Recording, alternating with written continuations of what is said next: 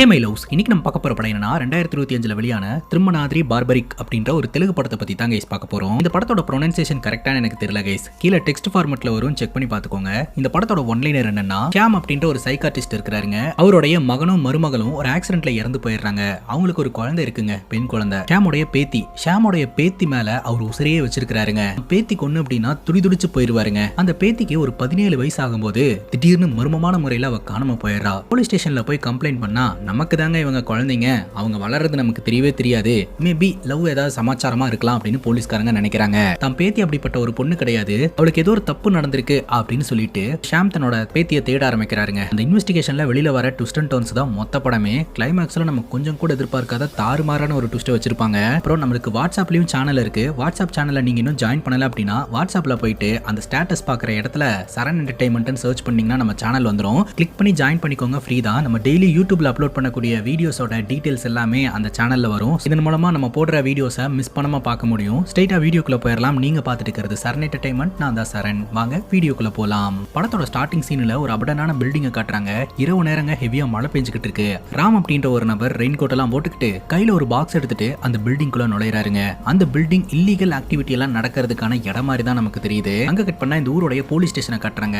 So police ஸ்டேஷனுக்கு ஷாம் அப்படின்ற ஒரு சைக்காட்ரிஸ்ட் வராருங்க. கம்ப்ளைண்ட் கொடுக்கணும் அப்படின்றதுக்காக தான் வந்திருக்காரு. எஸ்ஐயை பார்க்கணும் அப்படின்னு சொல்ல அவர் உள்ளதா இருக்காரு அப்படின்னு சொல்றாங்க. பார்த்தா எஸ்ஐ பாத்தீங்கன்னா வேற ஒரு கேஸ்ல பிஸியா இருந்துகிட்டு இருக்காருங்க. எம்எல்ஏக்கு சம்பந்தப்பட்ட பேபி அப்படின்ற ஒருத்தங்க மர்மமான முறையில காணாம போயிருக்காங்க. சோ அதுக்காக போலீஸ்காரங்க தீவிரமா விசாரணையில ஈடுபட்டு இருக்காங்க. ஏன்னா எம்எல்ஏ பயங்கர பிரஷர் போட்டுக்கிட்டு இருக்காரு. அந்த டைம்ல தான் நம்ம ஹீரோ ஏதோ ஒரு கம்ப்ளைண்ட் கொடுக்கறதுக்காக ஸ்டேஷனுக்கு வந்திருக்காரு. கரெக்டா கான்ஸ்டபிள் வந்து இந்த பேபியோட வழக்குல குற்றவாளியை பிடிச்சாச்சு சார் அப்படிங்கும் போது உடனே நம்ம ஹீரோ கிட்ட கொஞ்ச நேரம் வெயிட் பண்ணுங்க சார், இதோ வந்துடுறேன் அப்படின்ட்டு எஸ்ஐ உள்ள போறாருங்க. இப்போ நம்ம ஹீரோ அங்க உட்கார்ந்துகிட்டு இருக்காருங்க. ஒரு சின்ன பிளாஷ்பேக்கை நம்ம கிட்ட காட்டுறாங்க. நம்ம ஹீரோ தன்னோட பேத்திய ஒரு டிராமா நடக்கிற இடத்துக்கு கூட்டு வந்திருக்காருங்க. என்ன தாத்தா நீங்க என்ன வந்து மாலுக்கு கூட்டு போறேன் அப்படின்னு சொல்லிட்டு இங்க கூட்டு வந்திருக்கீங்க அப்படின்னு கேட்க, அப்ப நம்ம ஹீரோ ஒரு எக்ஸ்பிளனேஷன் கொடுக்குறாருங்க. பார்பரிக் அப்படின்ற ஒரு மாவீரனுடைய நாடகத்தை தான் நம்ம பாக்குறதுக்காக வந்திருக்கோம். பார்பரிக் சாதாரண ஒரு ஆள் கிடையாது. உலகத்துல எவ்வளவு பெரிய போர் நடந்தாலும் சரி அதை சீக்கிரமா முடிவுக்கு கொண்டு வரக்கூடிய ஒரு ஆளு. அந்த அளவுக்கு அவருக்கு போர் தந்திரங்கள்லாம் தெரியும். அவரோட கதையை நம்ம பார்க்கலாம் அப்படின்ற மாதிரி சொல்லி அந்த நாடகம் நடக்கிற இடத்துக்கு இவங்க ரெண்டு பேருமே போறாங்க. நாடகம் போயிட்டே இருக்குது. இவங்க ரெண்டு பேரும் பாத்துக்கிட்டு இருக்காங்க.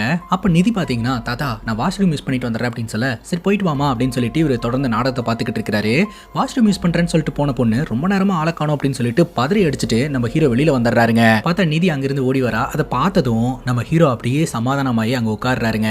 என்ன தாத்தா என்னாச்சு அப்படின்னு கேட்கும்போது, ஒண்ணு இல்லம்மா நீ கொஞ்ச நேரமா ஆள காணும்ல, அதனாலதான் பதறி போயிட்டேன் அப்படிங்கும் போது, ஏன் தாத்தா நீங்களே ஒரு பெரிய சைக்காட்டிஸ்ட், நீங்க போய் இதுக்கெல்லாம் பயப்படலாமா அப்படின்னு கேட்கும்போது, உள்ள இருக்கக்கூடிய மனசுக்கு தெரியாதுல, அதனாலதான் பதறி போயிட்டேன் அப்படிங்கும்போது, சாரி தாத்தா அப்படின்னு நிதி சொல்றா.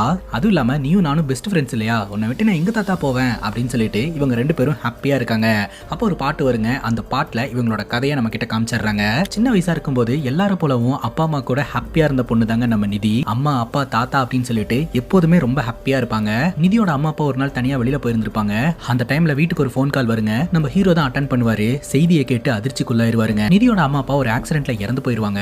அதுக்கப்புறம் நம்ம ஹீரோ தான் பாத்தீங்கன்னா நிதியை வளர்க்க ஆரம்பிக்கிறாரு. அளவு கடந்த அன்பையும் பாசத்தையும் கொட்டி கொட்டி வளர்க்க ஆரம்பிக்கிறாருங்க. பாத்தீங்களா கொஞ்ச நேரம் ஆள காணோன்னு உடனே துடிச்சு போயிட்டாரு. அப்பேற்பட்ட பாசக்கார தாத்தா தான் நம்ம ஹீரோங்க. அப்படியே நாட்கள் நகர ஆரம்பிக்குது. நிதியும் வளர ஆரம்பிக்கிறா. இப்ப நிதிக்கு 17 வயசு ஆகுதுங்க. நம்ம ஹீரோ ஒரு சைக்காட்ரிஸ்ட் இல்லையா, மாணவர்களை சந்திக்கிறதுக்காக போறாருங்க. அப்போ ஒரு நபர் எனக்கு இருட்டுனாலே ரொம்ப பயமா இருக்கு, என்னால அதுல இருந்து மீண்டு வரவே முடியல அப்படின்ற மாதிரி சொல்லியிருப்பாரு. நீங்க ஸ்டேஜுக்கு வாங்க அப்படின்னு சொல்லிட்டு அவருடைய முகத்துல இந்த VR கிளாஸை ஃபிட் பண்ணுவாருங்க. அந்த ஒரு நபரும் பாத்தீங்கன்னா இருட்டுல காட்டுக்குள்ள தன்னந்தனியா மாட்டிட்டு இருக்கிற மாதிரி அவருக்கு தோணும். ரொம்ப பயப்பட ஆரம்பிச்சிருவாரு. எனக்கு பயமா இருக்கு அப்படின்னு ஸ்டேஜ்லயே சொல்லிக்கிட்டு இருப்பாரு. அப்ப நம்ம ஹீரோ பாத்தீங்கன்னா ஒரு குச்சி எடுத்து கையில கொடுப்பாரு. இப்போ உங்க கையில குச்சி இருக்கு அப்படின்னு சொல்ல ரொம்ப பயப்பட்டு இருந்த நபர் கொஞ்சம் பதட்டம் கம்மியாக ஆரம்பிக்கிறாரு. ஆனாலும் பயப்படுறாருங்க. இப்போ உங்க கையில குச்சி இல்ல கத்தி இருக்கு அப்படின்னு சொல்லி கத்தி கொடுக்குறாருங்க. பயத்திலையும் பதட்டத்திலையும் இருந்த அந்த நபர் கம்ப்ளீட்டா நார்மல் ஆகுறாருங்க. அதுக்கப்புறம் VR கிளாஸை கலட்டி பார்த்தா அவர் கையில கத்தி இருக்காது, அதே குச்சி தான் இருக்கும். இதன் மூலமா நம்ம ஹீரோ என்ன சொல்ல வர்றாரு அப்படின்னா, பயம் அப்படின்றது நம்ம மனசு சம்பந்தப்பட்ட விஷயம். கையில ஒண்ணுமே இல்ல அப்படிங்கும் போது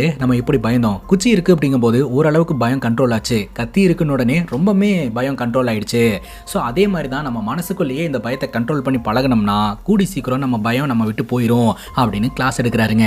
இப்போ நம்ம ஹீரோ வீட்டுக்கு வந்துட்டாருங்க. எப்போதுமே நிதி ஸ்கூலுக்கு போயிட்டு டியூஷன் முடிச்சுட்டு தான் வீட்டுக்கு வருவா. ராத்திரி ஹெவியா மழை வேற பெய்ய ஆரம்பிச்சிருச்சுங்க. உடனே நம்ம ஹீரோ டியூஷன் மாஸ்டருக்கு போனை போட்டு, இன்னைக்கு நிதியை நீங்க கொண்டு வந்து டிராப் பண்ண வேண்டாம், நானே வந்து பிக் பண்ணிக்கிறேன் அப்படின்னு சொல்ல, என்ன சார் சொல்றீங்க, இன்னைக்கு நிதி டியூஷனுக்கே வரல அப்படின்னு சொல்ல நம்ம ஹீரோக்கு தூக்கி வாரி போட்டுருது. உடனே கேப் டிரைவருக்கு போனை போட்டு பாப்பாவை எங்க டிராப் பண்ணீங்க அப்படின்னு கேட்கும்போது, ஸ்கூல் முடிச்சு வீட்டுல டிராப் பண்ணிட்டு தான் வந்து சொல்றாருங்க. ஆனா நிதி வீட்டுக்கும் வர கிடையாது, டியூஷனுக்கும் போக கிடையாது.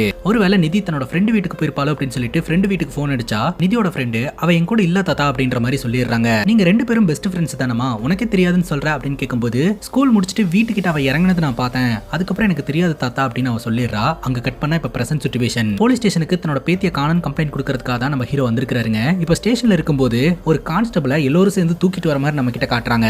உடனே எஸ்ஐ பாத்தீங்கன்னா இவருக்கு என்ன ஆச்சு, எதனால இப்படி தூக்கிட்டு வரீங்க அப்படின்னு கேட்கும்போது ஆக்சுவலா ஒரு சூசைட் கேஸ் ஒன்று வந்திருக்குதுங்க. அதை ஆய்வு செய்யறதுக்காக போயிருந்திருக்காங்க. டெட் பாடியை பார்த்த உடனே ஒரு மயக்கம் போட்டு விழுந்திருக்காரு. அங்கிருந்து ஸ்டேஷனுக்கு தூக்கிட்டு வந்திருக்காங்க. எஸ்ஐ பிடிச்சி திட்டி விட்டுறாரு. ஏயா நீ எல்லாம் ஒரு போலீஸா, டெட் பாடியை பார்த்து இப்படி மயங்கி விழுகிற, போலீஸ்காரங்களோட மரியாதையே உன்னால போயிருமியா, இந்திரியா அப்படின்ற மாதிரி சொல்ல பட்டுன்னு அவர் எழுந்திருச்சாரு. இந்த பேபியோட வழக்கு என்ன ஆச்சு அப்படின்னு சொல்லி எஸ்ஐ கேட்க, குற்றவாளி கொஞ்சம் ஷார்ப்பா இருக்கிறதுனால எங்களால பிடிக்க முடியல அப்படின்ற மாதிரி போலீஸ்காரங்க சொல்லிக்கிட்டு இருக்காங்க.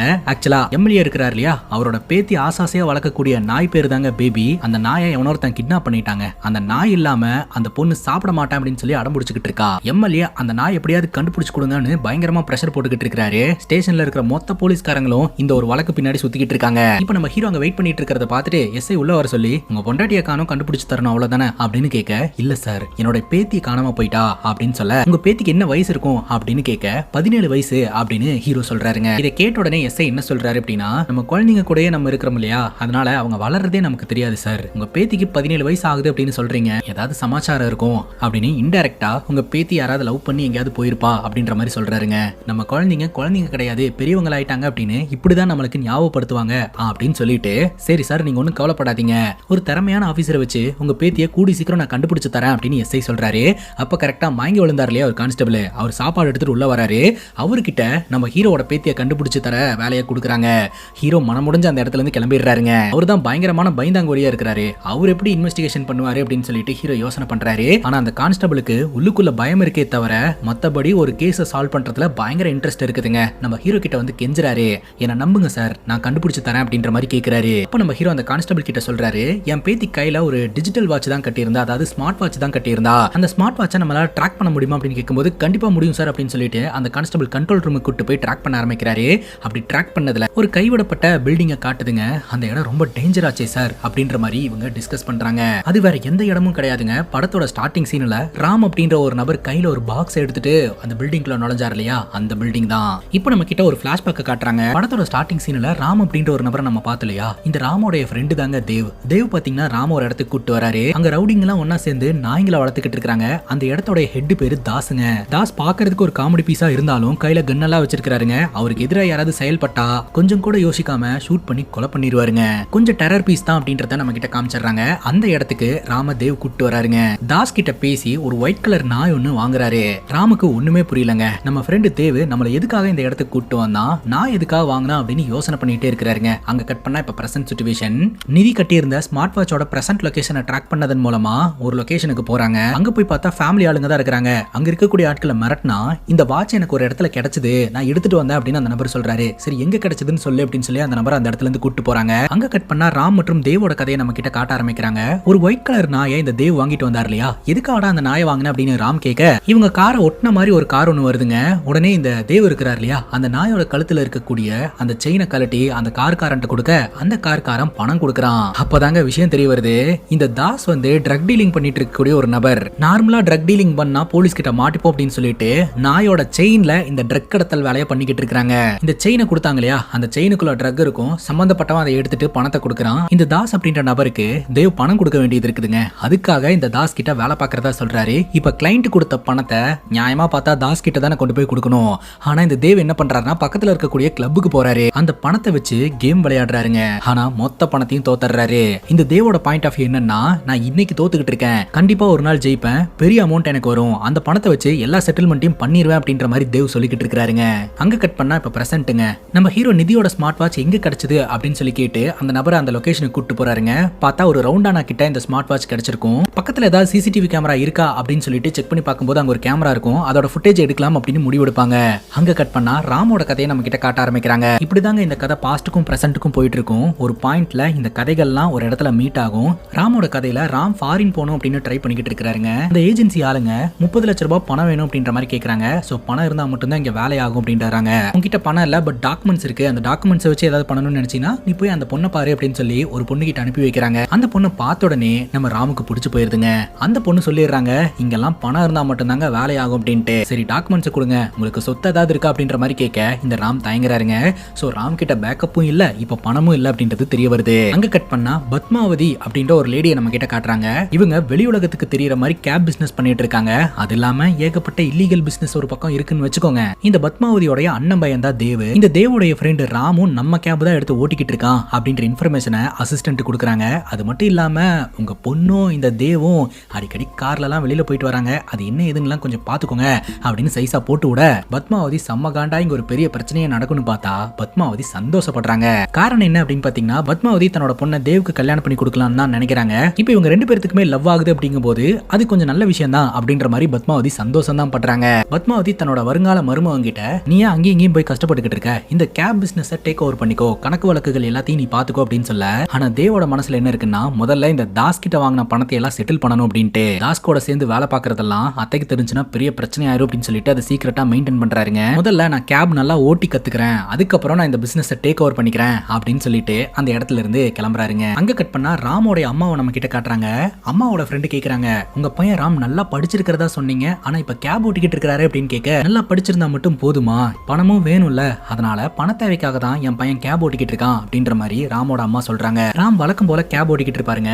அப்போ அந்த ஏஜென்சில இருக்கக்கூடிய பொண்ணு புக் பண்ணி கார்ல ஏறுவாங்க. என்னங்க நீங்க கேட்ட 30 லட்சம் ரூபாயை கேப் ஓட்டியே சம்பாதிச்சிடலாம்னு முடிவு பண்ணிட்டீங்களா அப்படின்னு கேட்க, கேப் ஓட்டிலாம் சம்பாதிக்கணும்னு நினைச்சா என்னோட லைஃப் டைமே முடிஞ்சு போயிடும், ஏதாவது ஒண்ணு பண்ணணுங்க அப்படின்ற மாதிரி நம்ம ராம் சொல்லிக்கிட்டு இருக்காரு. அந்த பொண்ணு இறங்க வேண்டிய இடம் வந்துருச்சு, எவ்வளவு ஆச்சு அப்படின்னு கேட்கும்போது நம்ம ராம் பாத்தீங்கன்னா பணம் எல்லாம் ஒண்ணும் வேண்டாம் அப்படின்னு சொல்றாரு. அட எனக்கு ஐஸ் வைக்கிறதுனால எந்த வேலையும் நடக்காது, உள்ள ஒரு சார் இருக்கிறார் இல்லையா, அவருக்கு ஐஸ் வச்சாதான் வேலையாகும், நீங்க எனக்கு ஐஸ் வைக்கிறத விட்டுட்டு அவருக்கு ஐஸ் வைங்க அப்படின்னு சொல்ல, சரி மேடம் அப்படின்னு ராம் சொல்றாரு. நீங்க மேடம்னு கூப்பிடுற அளவுக்குலாம் நான் ஹையர் போஸ்டிங்ல இல்ல, என் பேர் சத்யா, சத்யானே கூப்பிடுங்க அப்படின்னு சொல்லிட்டு அந்த இடத்துல இருந்து அவங்க கிளம்புறாங்க.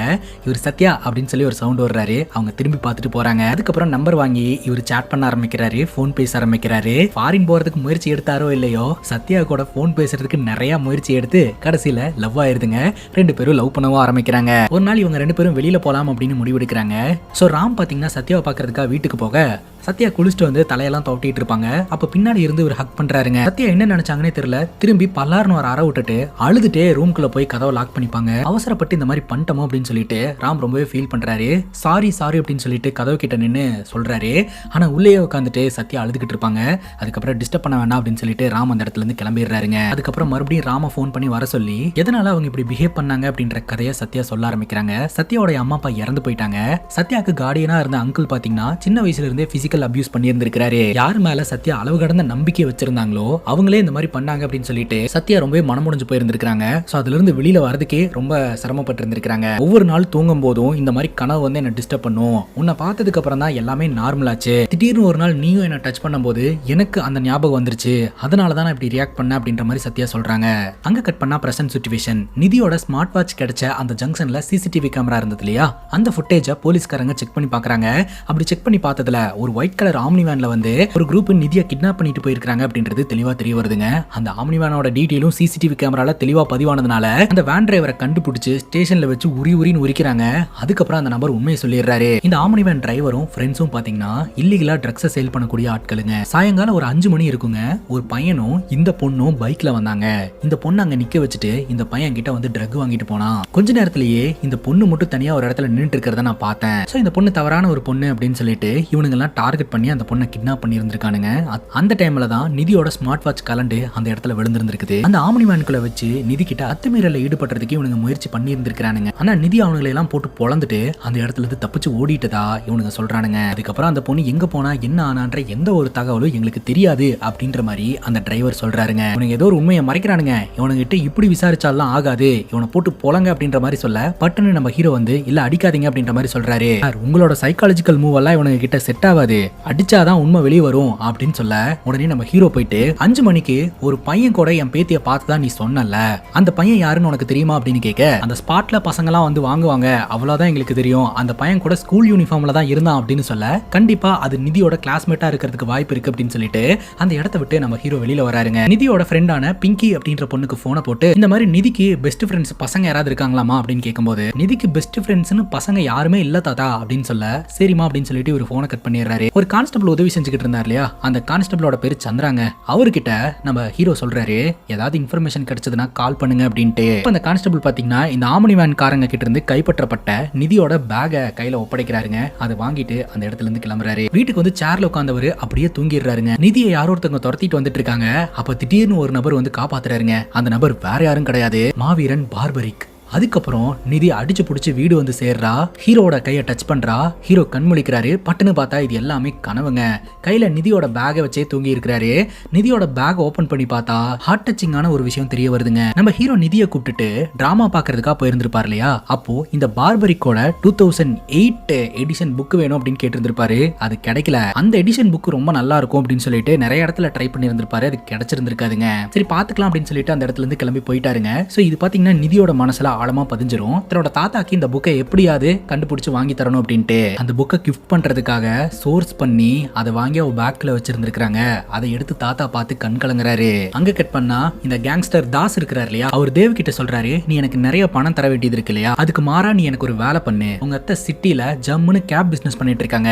உங்க அத்தை கூட ஒரு மீட்டிங் ஒன்று ஏற்பாடு பண்ணி கொடு. அந்த மீட்டிங் மட்டும் நல்லபடியா நடந்தது அப்படின்னா, நான் எதிர்பார்த்தது நடந்தது அப்படின்னா, நீ காசெல்லாம் திருப்பி கொடுக்க தேவையில்ல அப்படின்னு சொல்ல, சரின்னு கேட்டுட்டு நம்ம தேவ் இருக்கிறார் இல்லையா, அவரு இந்த தாசையும் அத்தையும் மீட் பண்ற மாதிரி ஒரு மீட்டிங் ஒன்று ஏற்பாடு பண்ணி வைக்கிறாருங்க. தாஸ் பாத்தீங்கன்னா பவுடர் பிசினஸ் பண்ணிட்டு இருக்காரு. அதுவும் நாய்ச்சங்கிலி மூலமா பண்ணிக்கிட்டு இருக்காரு. இதுல ரிஸ்க் நிறைய இருக்கிறதுனால நம்ம பத்மாவதி அத்தையோட கேப் சிட்டி முழுக்க ஓடிக்கிட்டு இருக்கு.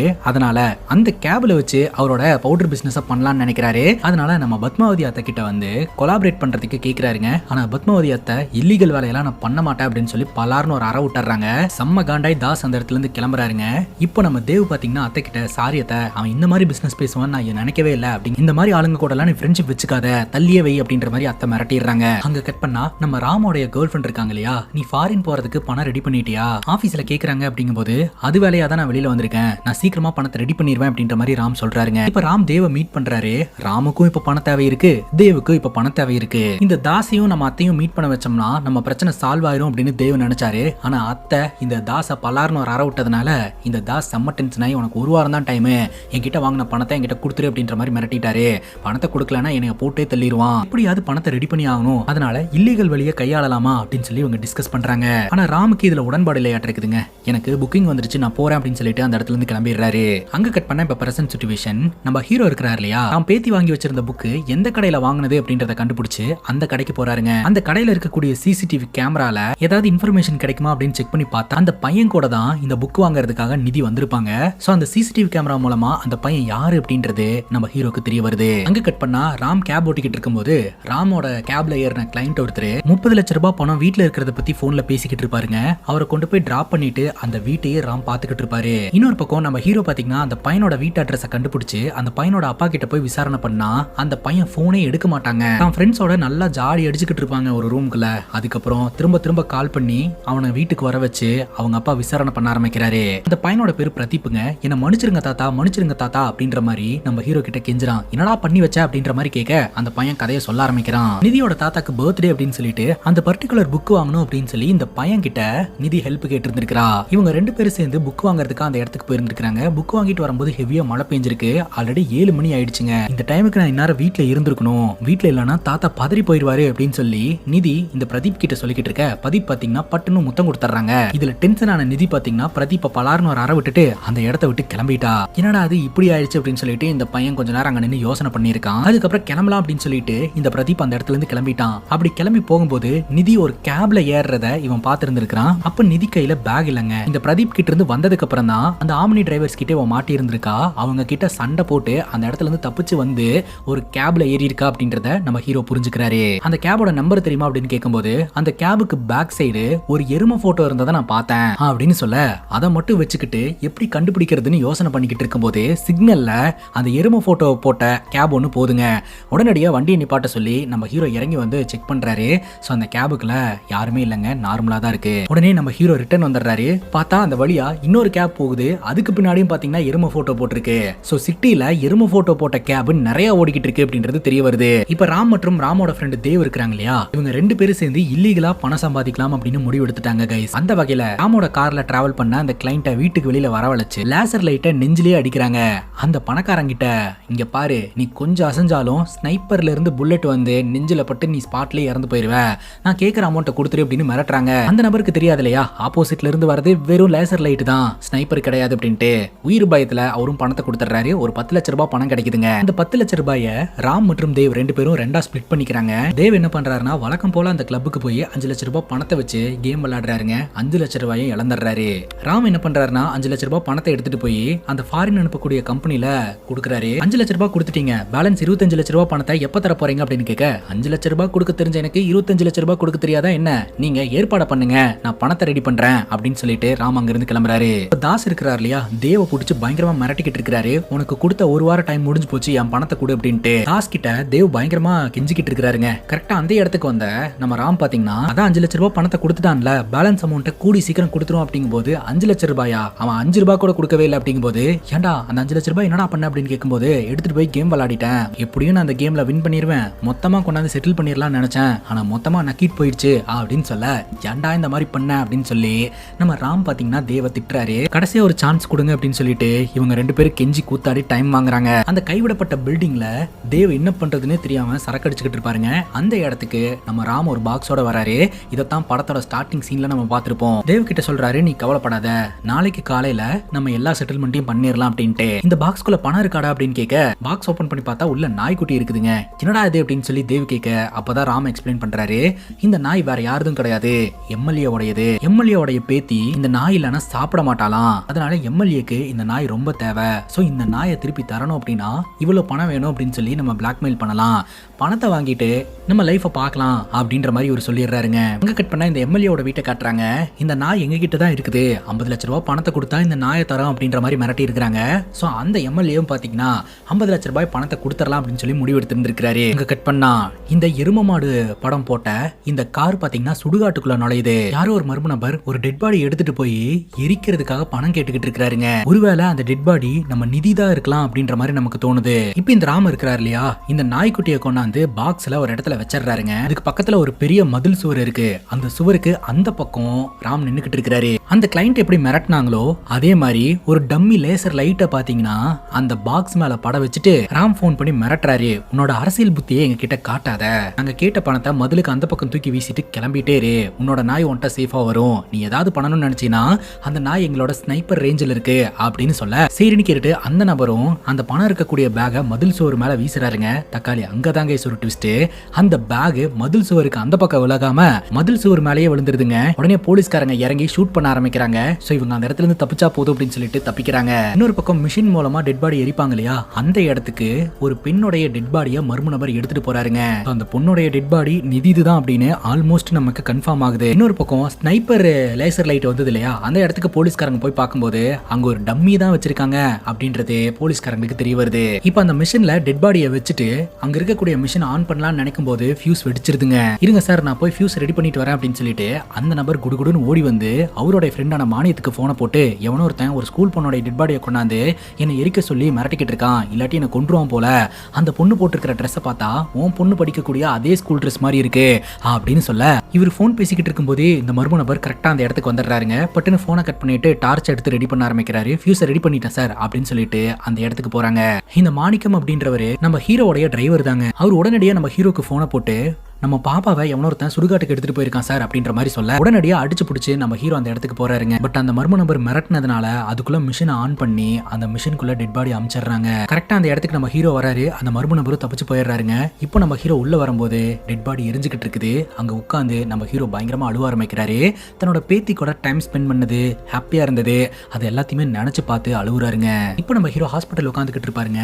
அந்த இடத்துக்கு கான்ஸ்டபிள் சந்திரா வராருங்க. எனக்காக ஒரு உதவி செய்வியா அப்படின்னு கேட்க, உங்களுக்காக நான் என்ன வேணாலும் செய்யறேன் சார் அப்படின்ற மாதிரி கான்ஸ்டபிள் சொல்றாருங்க. எரும லோகோ இருக்கக்கூடிய காரு சுடுகாட்டுல இருந்து வெளியில போறதை நான் பார்த்தேன். அந்த கேபோடைய நம்பரையும் நான் நோட் பண்ணிட்டேன். எனக்கு அந்த கேபோடைய டீடைல்ஸ் வேணும் சந்திரா அப்படின்னு சொல்ல, சந்திரா அதற்கான வேலையை தொடங்குறாருங்க. அந்த கேப் வேற யாரும் கிடையாது, பத்மாவதி அத்தை இருக்காங்க இல்லையா, சோ அவங்களோட கேப் தான். அவங்களுடைய லோகோ தான் பாத்தீங்கன்னா அந்த எரும மாடுங்க. இப்ப நம்ம தாஸ் இருக்கிறார் இல்லையா, தேவ் கொடுக்க வேண்டிய பணத்தை இன்னும் தராதனால தேவ கட்டி போட்டு வச்சிருக்காருங்க, போட்டு தள்ளுறதுக்காக. இந்த நேரம் பார்த்து அடியால ஒருத்தர் வந்து நம்ம தாஸ் கிட்ட சொல்றாரு, போலீஸ் ஆபீசர் ஒருத்தர் நம்மளோட சரக்கெல்லாம் புடிச்சிட்டாரு, பேட்டி கொடுத்துட்டு இருக்காரு பாருங்க அப்படின்ட்டு. அந்த போலீஸ் ஆபீசர் சொல்றாரு 1 கிலோ பவுடரை நாங்க கைப்பற்றி இருக்கிறோம் அப்படின்னு சொல்லிட்டு.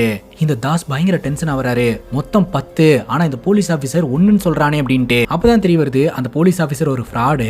9 கிலோவை அவரு லீகல் மார்க்கெட்ல சேல் பண்ணி பணம் பார்க்கலான்னு பிளான் பண்ணிருக்காரு அப்படின்ட்டு. இப்போ நம்ம தேவ் இருக்கிறார் இல்லையா, நான் என்னோட உயிரை பணைய வச்சு அந்த சரக்கு கொண்டாந்து உங்ககிட்ட ஒப்படைக்கிறேன், என்ன விடுங்க ப்ளீஸ் அப்படின்ற மாதிரி கெஞ்சுறாரு. ஆனா உன்னையெல்லாம் நான் நம்ப மாட்டேன் அப்படின்னு இந்த தாஸ் சொல்லிடுறாரு. அதுக்கு இந்த தேவ் சொல்றாருங்க, இது நீயும் நானும் பண்ண வேண்டிய வேலை கிடையாது, தில்லு இருக்கிறவன் பண்ண வேண்டிய வேலை அப்படின்னு சொல்ல, யாரா அந்த தில்லு இருக்கிறவன் அப்படின்னு கேட்க அங்க கட் பண்ணா நம்ம ராம காட்டுறாங்க. ராமோட கேர்ள் ஃப்ரெண்ட் வீட்டுக்கு வந்திருக்காங்க, ஒரு லெட்டர் கொடுக்குறாங்க. இன்னும் 2 வாரம் தான் நம்ம ராமுக்கு டைம் இருக்கு, அதுக்குள்ள பணத்தை ரெடி பண்ணிட்டா இவர் ஃபாரின் போயிடலாம். 2 வாரத்துல அவ்வளவு பெரிய அமௌண்ட்டை எப்படி ரெடி பண்றது, நான் இங்கேயே ஏதாவது ஒரு வேலை பாருடா அப்படின்னு சொன்னா கேட்க மாட்டேன்றான் அப்படின்னு சொல்லி ராமோட அம்மா சொல்லிக்கிட்டு இருக்காங்க.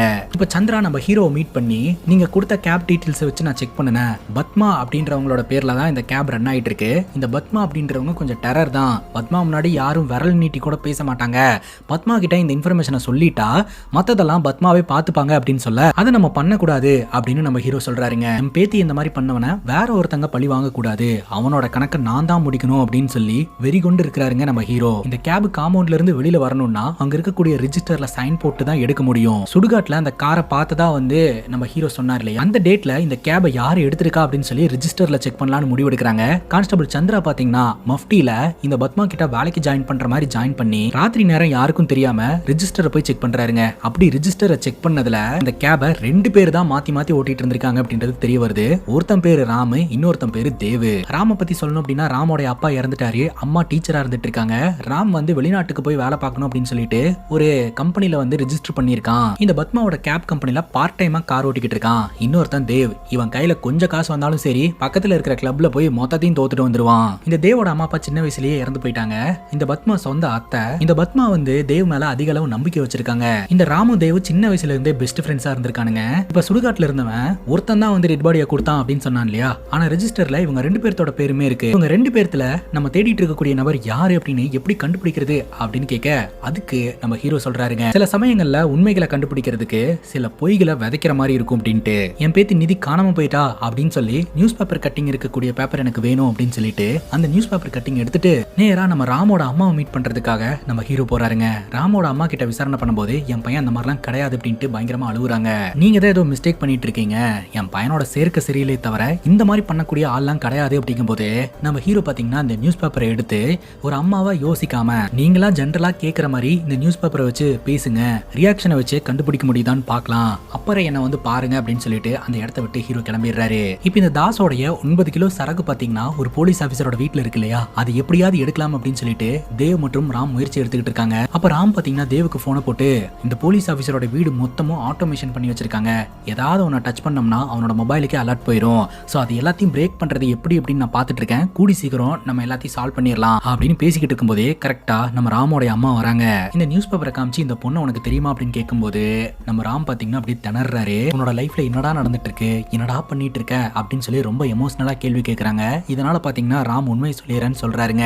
ராம் பாத்தீங்கன்னா ஒரு நல்ல வாழ்க்கை வாழணும்னு சின்ன வயசுல இருந்து முயற்சி எடுத்திருந்திருக்காரு. பட் இவர் கையில பணம் இருந்ததே இல்ல. ஃபாரின் போய் செட்டில் ஆகலாம் அப்படின்னு நினைச்சிருந்திருக்காரு, அதுக்கும் பணம் தேவை இருந்திருக்கு. சோ இவர் எதிர்பார்த்த மாதிரி சீக்கிரமா பணம் கிடைக்கல, அதனால இல்லீகல் வழியை தேர்ந்தெடுத்திருந்திருக்காரு. எம்எல்ஏவோட நாயை கடத்தி எம்எல்ஏவை மிரட்டி அவர்கிட்ட இருந்து பணம் வாங்கலாம் அப்படின்னு சொல்லிட்டு இவரு அந்த நாயை கடத்திட்டு போயிருந்திருக்காருங்க. அப்பதான் அன்எக்ஸ்பெக்டடான ஒரு சம்பவம் நடந்திருக்கு. அந்த கைவிடப்பட்ட பங்களால ஏதோ ஒரு சின்ன பொண்ணை அடைச்சு வச்சிருந்திருக்காங்க. அதை பண்ணது வேற யாரும் கிடையாது, இந்த தேவ் தான். என்னடா பண்ணி வச்சிருக்க அப்படின்னு சொல்லி கேட்க, ஈவினிங் கேப்ல வரும்போது இந்த பொண்ணு பதட்டமா கேப்ல ஏறினா, அதனால அப்படியே கடத்தி நான் தூக்கிட்டு வந்துட்டேன், உங்ககிட்ட இந்த நாய் பிளான் இருக்குன்னு எனக்கு தெரியாது அப்படின்ற மாதிரி தேவ் சொல்ல, உடனே அந்த பொண்ணை ரிலீஸ் பண்ணி விடு அப்படின்னு சொல்லி இந்த ராம் சொல்லி இருந்திருக்காரு. ஆனா தேவ் என்ன சொல்றாருன்னா, நாளைக்கு இந்த நாயை வச்சு சீக்கிரம் பணத்தை வாங்கிட்டு அதுக்கப்புறம் இந்த பொண்ணை விட்டுறலாம், அது வரைக்கும் இந்த பொண்ணு இருக்கட்டும் அப்படிங்கும் போது ஏன்டா இந்த மாதிரிலாம் பண்ணிட்டு இருக்க அப்படின்னு சொல்லிட்டு இந்த ராம் அந்த பொண்ணை அவுத்து விடலாம் அப்படின்னு சொல்லிட்டு எழுந்து போயிருந்திருக்காரு. திடீர்னு ராமுக்கு என்னமோ ஒண்ணு பண்ணிருக்கு, அப்படியே கீழே விழறாரு. நீ இந்த மாதிரி ஒத்துக்க மாட்டேன்னு சொல்லிட்டு தான் நீ குடிக்கிற ட்ரிங்க்ல மயக்க மருந்து கலந்துட்டேன், ஒரு 1 hour நல்லா தூங்குவ, ரெஸ்ட் எடுடா அப்படின்ற மாதிரி அவர் சொல்லிடுறாருங்க. ராம் மயக்கம் அடைஞ்சதுக்கு அப்புறம் மிட் நைட்ல பாத்தீங்கன்னா இந்த தேவ் எழுந்திருக்காரு. அப்ப இந்த சின்ன பொண்ணு நிதி இருக்கா இல்லையா, இந்த கட்டை எப்படியோ அவுத்துட்டாங்க, அந்த இடத்துல இருந்து தப்பிச்சு ஓடலாம்னு நினைக்கும் போது கரெக்டா இந்த தேவ் வந்து தடுக்கிறான். அப்ப தேவ் ஃபுல் போதையில இருக்கான். அப்ப தேவ் பாத்தீங்கன்னா நம்ம நிதி கிட்ட அத்துமீறல்ல ஈடுபட ஆரம்பிக்கிறான். அப்போ நிதி முடிஞ்ச வரைக்கும் சண்டை போட்டு அந்த இடத்துல இருந்து ஓடத்துக்கு முயற்சி பண்றாங்க. அப்ப அந்த இடத்துல ஒரு சின்ன கத்தி நிதி கையில தட்டுப்படுதுங்க. அந்த கத்தி எடுத்து இந்த தேவோட நெஞ்சு பகுதியிலேயே குத்திட்டு அந்த இடத்தை விட்டு இவ ஓட ஆரம்பிக்கிறா. உடனே அந்த தேவ் அந்த கத்தியை புடுங்கி வீசுறான். அந்த கத்தி ஸ்ட்ரெயிட்டா கரெக்டா போய் நிதியோட கழுத்திலேயே பட்டு ஸ்பாட்லயே அவ இறந்து போறா. கொஞ்ச நேரத்திலே மயக்கம் தெளிஞ்சு ராம் எழுந்து வந்திருக்காருங்க. தேவ் கிட்ட நான் சொல்றதை கேளுடா, இதெல்லாம் வேண்டாம் அப்படின்னு சொல்லியிருப்பாரு. அப்ப தேவ் ஒரு மாதிரி அழுவாரு. என்னடா ஆச்சு அப்படின்னு சொல்லி திரும்பி பார்த்தா அந்த பொண்ணு செத்து கிடப்பா. போதையில இது நடந்துருச்சுடா, லைஃபே ஸ்பாயில் ஆயிருண்டா, ஏதாவது ஒண்ணு பண்ணி என்ன காப்பாத்துறா அப்படின்னு சொல்லிட்டு தேவ் பயங்கரமா கெஞ்ச ஆரம்பிச்சிட்டாருங்க. சரி, இந்த நிதியோட டெட் பாடியை டிஸ்போஸ் பண்ணி தன் நண்பனுக்கு உதவி செய்யலாம் அப்படின்னு சொல்லிட்டு இந்த ராம் உதவி செஞ்சிருந்திருக்காருங்க. அதுக்கப்புறம் தான் இந்த தேவ் தாஸ் கிட்ட மாட்டி இருந்திருக்கான். போலீஸ் கிட்ட மாட்டிட்டு இருக்கக்கூடிய 9 கிலோ சரக்க நான் திரும்ப கொண்டாந்து உன்கிட்ட கொடுக்குறேன், நீ என்னைய விட்டுரு அப்படின்னு சொல்லிட்டு தேவ் அவங்க கிட்ட இருந்து வந்திருக்கான். ராம் கிட்ட உதவி கேட்கறான். ராம் சொல்றாரு, நம்ம ஆல்ரெடி ஒரு பெரிய பிரச்சனையில இருந்து வெளியில வந்திருக்கோம், இப்ப மறுபடியும் போயிட்டு ட்ரக் பணம் அது இதுன்னு என்னடா இதெல்லாம், இதுக்கு மேல இந்த விஷயமா எனக்கு கால் பண்ணாத அப்படின்ட்டு ராம் அங்க இருந்து கிளம்புறாரு. அப்ப தேவ் பாத்தீங்கன்னா ஒரு வீடியோ காட்டி மிரட்டுறாருங்க. தேவ் நிதியை கொலை பண்ணிட்டு என்ன காப்பாத்துன்ட்டு பயங்கரமா அழுதுருப்பாரு. சரின்னு சொல்லிட்டு தேவுக்காக நிதியோட டெட் பாடியை டிஸ்போஸ் பண்றதுக்காக நிதியோட டெட் பாடி ஒரு தூக்கிட்டு போயிருப்பாருங்க. அதைய இந்த தேவ் வீடியோ எடுத்து வச்சுட்டு நீ தான் இந்த பொண்ணை கொன்ன அப்படின்னு எல்லாத்தையும் உன் பக்கம் திருப்பி விட்டுருவேன், அதனால நான் சொல்றது செய் அப்படின்னு சொல்லிட்டு தேவ் நம்ம ராம மிரட்டி இருந்திருக்கான். நான் உன்னை பிளாக்மெயில் பண்றது தப்பு தான், நான் இல்லன்னு சொல்லல, தாசன் கிட்ட இருந்து தப்பிச்சு எங்க அத்தை பொண்ணை கல்யாணம் பண்றதுக்கு இதை தவிர வேற வழி தெரியலடா அப்படின்ற மாதிரி அவர் சொல்றாருங்க. நான் தேவ் கிட்ட வசமா லாக் ஆயிட்டேன், அதனாலதான் நான் இதெல்லாம் பண்ணிட்டு இருக்கேன் அப்படின்ற மாதிரி இந்த ராம் பாத்தீங்கன்னா அவங்க அம்மா கிட்ட இந்த உண்மையை சொல்றாருங்க. ராமோட அம்மா நம்ம ஹீரோவை மீட் பண்ணி இதெல்லாம் என் பையன் சொன்னான், இப்ப என் பையன் நல்லவன்லாம் நான் சொல்ல மாட்டேன், ஆனா இவன் ஏதோ ஒரு ட்ரக் கடத்தல் விஷயத்துல ஈடுபட்டு இருக்கான், நீங்க தான் என் பையனை இதுல இருந்து எப்படியாவது காப்பாத்தணும் அப்படின்ற மாதிரி ராமோட அம்மா சொல்றாங்க. அங்க கட் பண்ணா இந்த ராம் இருக்கிறார் இல்லையா, இந்த ஸ்மார்ட் டிவைஸ் எல்லாத்தையுமே பிரேக் பண்ணக்கூடிய ஒரு ஜாமரை ஆன்லைன்ல இருந்து வாங்குறாரு. அந்த ஜாமரை பயன்படுத்தி இந்த ட்ரக்ஸ் எல்லாத்தையுமே கைப்பற்றின அந்த போலீஸ் ஆபீசருடைய வீட்டுக்குள்ள நுழையறாருங்க. ஆனாலும் அந்த போலீஸ் ஆபீசருக்கு அலர்ட் போயிடுச்சு. அந்த போலீஸ் ஆபீசர் வெளியே இருக்கிறாருங்க. அவர் வீட்டுக்கு வரதுக்குள்ள ராம் உள்ள பூந்து உள்ள இருக்கக்கூடிய ட்ரக்ஸ் எல்லாத்தையுமே கைப்பற்றிட்டு வீட்டை விட்டு வெளியில வந்துடுறாரு. அதே சமயம் உள்ள 2 பவுடர் பாக்கெட்டை வச்சுட்டு போலீஸ்க்கும் இன்ஃபார்ம் பண்ணிட்டு வந்துடுறாங்க. போலீஸ் அந்த இடத்துக்கு வரும்போது உள்ள இருக்கக்கூடிய 2 பவுடர் பாக்கெட்டை வச்சு போலீஸ்காரங்க அந்த போலீஸ் ஆபீசரையே அரெஸ்ட் பண்றாங்க. அங்க கட் பண்ணா தாசன் அங்கிட்ட கொண்டு போய் அவரோட சரக்கை ஒப்படைச்சு ராமும் தேவும் நல்ல பேரை சம்பாரிச்சுக்கிறாங்க. எப்படியோ இந்த தேவோட பிரச்சனை எல்லாம் சால்வ் ஆயிடுச்சு அப்படின்னு நினைச்சா அடுத்த நாள் காலையில போலீஸ்காரங்களுக்கு ஒரு போன் கால் வருதுங்க. கல்குவாரியில ஏதோ ஒரு டெட் பாடி இருக்கு அப்படின்ட்டு அந்த இடத்துக்கு கிரைம் சீன் மார்க் பண்ணி போலீஸ்காரங்க இன்வெஸ்டிகேஷன் பண்றாங்க. அந்த இடத்துக்கு எஸ்ஐ வராரு. அந்த மயங்கி விழுகிற போலீஸ் ஆபீசரான சந்திராவும் வந்திருக்காரு. அவர் டெட் பாடியை பார்த்த உடனே மயக்கம் போட்டுறாருங்க. இவனை அப்புறப்படுத்துங்கடா அப்படின்னு சொல்லிட்டு அந்த டெட் பாடியை பார்த்தா அந்த டெட் பாடி வேற யாருதும் கிடையாது, நம்ம ராமோட பெஸ்ட் ஃப்ரெண்டான தேவோடதுங்க. எல்லா பிரச்சனையும் சால்வ் ஆயிடுச்சுன்னு பார்த்தா இந்த தேவ் செத்து கிடக்குறான். தேவ கொலை பண்ணது யாருன்னு தெரியலங்க. கிரைம் சீனுக்கு வந்த பத்மா பாத்தீங்கன்னா என்னோட மருமகனை போட்டு தள்ளினவனை சும்மாவே விடக்கூடாது அப்படின்னு சொல்லி அவங்க வெறிகுண்டு ஒரு பக்கம் தேடிக்கிட்டு இருக்காங்க. இப்ப திடீர்னு ஒரு கும்பல் நம்ம ராம கிட்னாப் பண்ணி ஒரு அபடனான இடத்துக்கு கூட்டிட்டு போய் போட்டு பொலவலன்னு பொழக்கிறாங்க. ராம முடிஞ்ச வரைக்கும் திருப்பி அடிக்கிறாரு. ஒரு கட்டத்துக்கு மேல யார் இதை பண்ணதுன்னு பார்த்தா அந்த இடத்துக்கு நம்ம தாஸ் வராரு. என்ன எதுக்கு அதையா தூக்கிட்டு வந்து அடிச்சுக்கிட்டு இருக்க அப்படின்னு கேட்கும்போது அப்பதான் தாஸ் சொல்றாருங்க, அந்த போலீஸ்காரங்க கிட்ட இருந்து 9 கிலோ பவுடரை கொண்டாந்து இந்த தாஸ் கிட்ட ஒப்படைச்சாங்க இல்லையா, அந்த 9 கிலோ பவுடருமே பாத்தீங்கன்னா கோலமாவுங்க.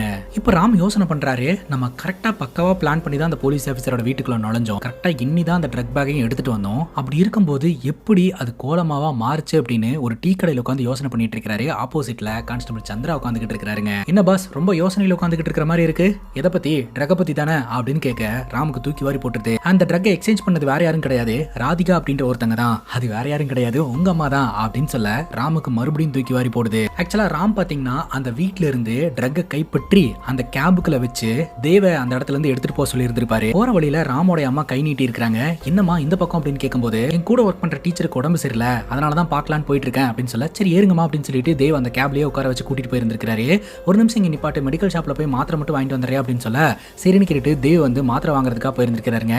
அந்த கேப்ல தான் அந்த கேப்ல இருக்கக்கூடிய பவுடரை நம்ம ராமோட அம்மா எக்ஸ்சேஞ்ச் பண்ணி இருந்திருக்காங்க. நாங்க இந்த மாதிரி பண்ணதற்கான காரணம் இந்த தாஸ் மூலமா உனக்கு சாவு பயத்தை காட்டணும் அப்படின்ட்டு தான், ஆனா நீ ஒத்தாலா அத்தனை பேர்த்த அடிச்சு போட்டு தப்பிச்சு வருவ அப்படின்னு நாங்க நினைச்சு கூட பார்க்கல, நான் உனக்கு ஒரு கதை சொல்லணும் அப்படின்னு சொல்லிட்டு இந்த கான்ஸ்டபிள் கதையை சொல்ல ஆரம்பிக்கிறாருங்க. நம்ம ஹீரோக்கும் அவரோட பேத்தியான நிதிக்கும் எந்த அளவுக்கு எமோஷனல் பாண்டிங் இருக்கு அப்படின்றத பத்தின கதைங்க. அன்னைக்கு ராத்திரி இந்த தேவ் பாத்தீங்கன்னா நம்ம நிதியை கிட்னாப் பண்ணி அந்த அமடனான பில்டிங்ல கட்டி போட்டு வச்சிருப்பான் இல்லையா, மிட் நைட்ல தேவ் தான் குடிச்சிட்டு போய் இந்த நிதி கிட்ட அத்துமீறல ஈடுபட்டு இருந்திருப்பான். ஆனா உண்மையிலேயே நடந்தது அது கிடையாதுங்க. ராத்திரி இந்த தேவுக்கு முன்னாடியே இந்த ராம் கண்முழிச்சு போதையில போய் நிதி கிட்ட ராம் தான் அத்துமீறல ஈடுபட்டு இருந்திருக்கான். ராம் கிட்ட இருந்து தப்பிச்சு ஓடுறதுக்கு நிதி அங்க இருக்கக்கூடிய கத்தியை வச்சு ராமோட நெஞ்சிலேயே குத்தி இருந்திருக்கா. அப்படி தப்பிச்சு ஓடும் போது நெஞ்சில இருந்த கத்தியை புடுங்கி இவன் நிதியை பார்த்து ஒரு வீசி இருந்திருக்கான். அந்த கத்தி நிதி மேல பட்டு அப்படியே கீழே விழுந்து நிதி இறந்து போயிருந்திருக்காங்க. அதுக்கப்புறம் தேவுக்கு இந்த விஷயம் தெரிய வந்திருக்கு. இவங்க 2 பேரும் சேர்ந்து அந்த டெட் பாடியை டிஸ்போஸ் பண்ணிடலாம்னு முடிவெடுத்திருக்காங்க. அப்ப இந்த தேவ் பாத்தீங்கன்னா ராம் அந்த டெட் பாடியை டிஸ்போஸ் பண்றதுக்கு முயற்சி பண்றத அவர் வீடியோ எடுத்து வச்சிட்டாருங்க. என்னைக்கு இந்த தேவ் வந்து ராம பிளாக்மெயில் பண்ண ஆரம்பிச்சானோ, என்னைக்கா இருந்தாலும் இந்த தேவ் நமக்கு எதிராக மாறிடுவான் அப்படின்னு சொல்லிட்டு தேவுக்கு ஒரு பக்கம் ஸ்கெட்ச் போட்டு இருந்திருக்காங்க இந்த ராம். இந்த தாசனாக்கு இந்த சரக்கை எல்லாம் கொண்டு போய் ஒப்படைச்சதுக்கு அப்புறம் தாசனா உனக்கு என்ன வேணும் அப்படின்னு கேட்டு இருந்திருக்காரு. எனக்கு ஒரு கன்னு வேணும் அப்படின்னு கேட்டு உன்னோட தேவைக்காக என்ன யூஸ் பண்ணிக்கிட்டா சாவுடா அப்படின்ற மாதிரி சொல்லி தேவ அங்க வச்சு நம்ம ராம் தான் கொலை பண்ணி இருந்திருக்காருங்க. அதுக்கப்புறம் தாசனா கிட்ட இருந்து கிடைக்கிற பணத்தை வச்சு தன்னோட கேர்ள் ஃப்ரெண்டோட ஃபாரினுக்கு போயிடலாம் அப்படின்னு சொல்லி இந்த ராம் பிளான் பண்ணி இருந்திருக்கான். அவன் செஞ்ச பாவம் யாருக்குமே தெரியாது அப்படின்னு நினைச்சுக்கிட்டு இருந்திருக்கான். ஆனா ஒரு ஆளுக்கு தெரிஞ்சு போச்சு. அந்த நபர் வேற யாரும் கிடையாது, ஒரு சைக்கார்டிஸ்ட் அப்படின்ட்டு நம்ம ஹீரோவை காட்டுறாங்க. இந்த ராம் கிட்ட இந்த கான்ஸ்டபிள் சந்திரா சொல்லிடுறாரு, நீ தப்பிக்கணும்னா இங்க இருந்து எங்கேயாவது போயிரு, நீங்க இருந்தீங்கன்னா கண்டிப்பா ஒரு உன்னை சும்மா விட மாட்டாரு அப்படின்ட்டு. அங்க கட் பண்ணா நம்ம ஹீரோ இருக்கிறாரு இல்லையா, ஒரு பொட்டி எடுத்துட்டு நேரா சத்யாவோட வீட்டுக்கு போறாருங்க. அதாவது இந்த ராமோட கேர்ள் ஃப்ரெண்ட் வீட்டுக்கு. ராமோட கேர்ள் ஃப்ரெண்ட் கிட்ட எல்லா உண்மையுமே சொல்லிடுறாரு. ராமோட கேர்ள் ஃப்ரெண்ட் பாத்தீங்கன்னா இதை நம்ப மாட்டேன்றாங்க. அந்த பொட்டியை கொடுத்துட்டு உனக்கே எல்லாம் புரிய வரும் அப்படின்ற மாதிரி நம்ம ஹீரோ பாத்தீங்கன்னா ஒரு சைக்காலஜிக்கல் மூவ் பண்றாரு. இவங்க பேசிக்கிட்டு இருக்கும் போதே அந்த இடத்துக்கு இந்த ராம் பேக்கோட வராருங்க. கையில அவ்வளவு பணம் வச்சிருக்காரு. அந்த பணத்தை வச்சுட்டு இங்க இருந்து போயிடலாம் அப்படின்ற மாதிரி சொல்லிக்கிட்டு இருக்காரு. இவ்வளவு பணம் எங்க இருந்து வந்தது அப்படின்ற ஒரு கேள்வி எழுப்பினாலே எல்லாமே தெரிஞ்சு போயிரும் இல்லையா. சார் ராம் இந்த வேலையெல்லாம் பண்ணிருக்காருன்னு தெரிஞ்சுக்கிட்ட சத்யா பாத்தீங்கன்னா மனம் முடிஞ்சு போய் கையில இருக்கக்கூடிய கன் எடுத்து ஷூட் பண்றாரு. இந்த ராம் பாத்தீங்கன்னா நம்ம எங்காவது போயிடலாம் வா அப்படின்ற மாதிரி கூப்பிட திரும்ப ஷூட் பண்ணி கொலை பண்ணிடுறாங்க.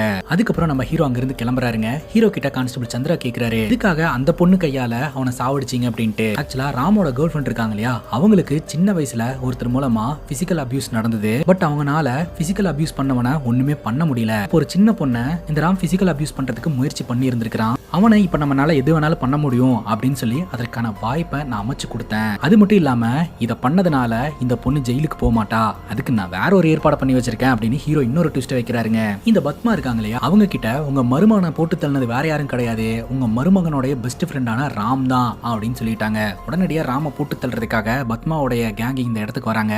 வந்து பார்க்கும்போது ஆல்ரெடி நம்ம ராமோட கேர்ள் ஃப்ரெண்டு ராமோட கதையை முடிச்சிட்டாங்க. சரி இந்த பொண்ணோட ஃபியூச்சர் எதுக்கு பாதிக்கணும், நம்மள யார் ஒருத்தர் இந்த கொலைப்பழியை ஏத்துக்கலாம் அப்படின்னு சொல்லிட்டு நம்ம ராமோட கேர்ள் ஃப்ரெண்டுக்கு பதிலா பத்மாவதியோட ஆள் ஒருத்தங்க ஜெயிலுக்கு போறாங்க. இதை சைக்காலஜிக்கலா நம்ம ஹீரோ பிளான் பண்ணி தான் நம்ம ராமோட கேர்ள் ஃப்ரெண்டு கையாலேயே ராம போட வச்சிருக்காங்க.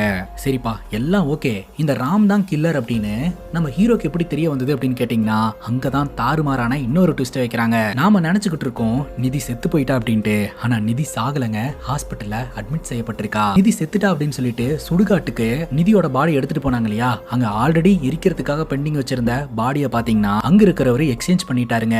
நிதியோட தாத்தா அந்த இடத்துக்கு வந்த உடனே நிதியோட தாத்தா கிட்ட நம்ம நிதியோட உடலை ஒப்படைச்சிட்டாரு. அப்ப செக் பண்ணி பார்க்கும்போது நிதி உயிரோட தான் இருந்திருக்கா. உடனடியா ஹாஸ்பிட்டல் அட்மிட் செஞ்சு சீக்கிரட்டா ட்ரீட்மெண்ட் கொடுத்துட்டு இருந்திருக்காங்க. நிதி தப்பிச்சு போறதுக்காக கத்திய வச்சு தேவோட நெஞ்சில குத்திட்டு தான் போனா அப்படின்னு ராம் ஒரு கதை சொல்லி இருந்திருப்பான் இல்லையா. ஆனா ரியாலிட்டியில கத்தி குத்துக்கான தடயம் இந்த ராமோட நெஞ்சில தாங்க இருந்திருக்கும். இதெல்லாம் வச்சுதான் ராம் தான் இதுக்கு பின்னாடி இருக்கான் அப்படின்னு சொல்லிட்டு ஸ்கெட்ச் போட்டு கதையை முடிச்சிட்டாருங்க.